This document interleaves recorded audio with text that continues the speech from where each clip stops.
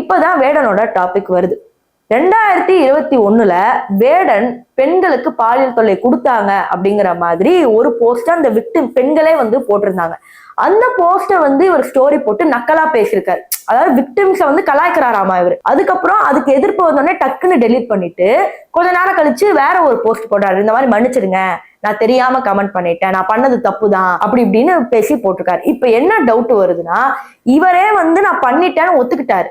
இருந்தாலும் ஃபேன்ஸ் முட்டு கொடுத்துட்டுறாங்க. எதனாலதான் எங்க தமிழன் இப்படி பண்ண மாட்டான், எங்க தமிழன் மேல நிறைய பிரச்சனைகள் இருக்கு, மத்திய அரசு பல அழுத்தங்கள் கொடுக்கறதுனாலதான் இது ஒரு தப்புன்னு அந்த பையன் மேல வைக்கிறாங்க அப்படின்னாங்க. ஆனா வேடனே ஒத்துக்கிட்டாரு இல்லையா போஸ்ட்ல, அப்ப எப்படி அழுத்தம் கொடுக்குறாங்கன்னு சொல்றாங்க. இப்பதான் ட்விஸ்டே.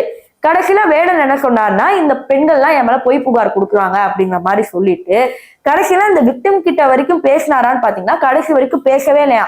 சாரின்னு போஸ்ட் தான் போட்டாரு, ஆனா விக்டிம் கிட்ட பேசவே இல்லை. இப்ப இங்கதான் ஒரு சந்தேகம் வருது. இப்ப சின்மய விக்டிம்னு சொல்றீங்க, அவங்களுக்கு சப்போர்ட் பண்றீங்க. இங்க வேடன் அபியூஸ் பண்ணாங்க, ஹராஸ் பண்ணாங்கன்னு இந்த பெண்கள் சொல்றாங்க.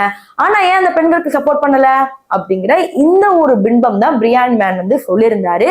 இது கேட்டோடனே பயங்கர ஷாக் ஆச்சு. அதுக்கப்புறம் தீவிரமா விசாரிச்சதுக்கு அப்புறம் தான் இப்ப நான் சொன்னேன் பாத்தீங்களா, இந்த கேஸ் எல்லாம் வெளியே வருது. இப்ப நீங்க சொல்லுங்க, வேடனுக்கு சப்போர்ட் பண்ணா வைரமுத்துக்கு சப்போர்ட் பண்ணுவீங்களா, சின்மைக்கு சப்போர்ட் பண்ணா அந்த பெண்களுக்கு சப்போர்ட் பண்ணுவீங்களா அப்படிங்கறத கமெண்ட் செக்ஷன்ல சொல்லுங்க.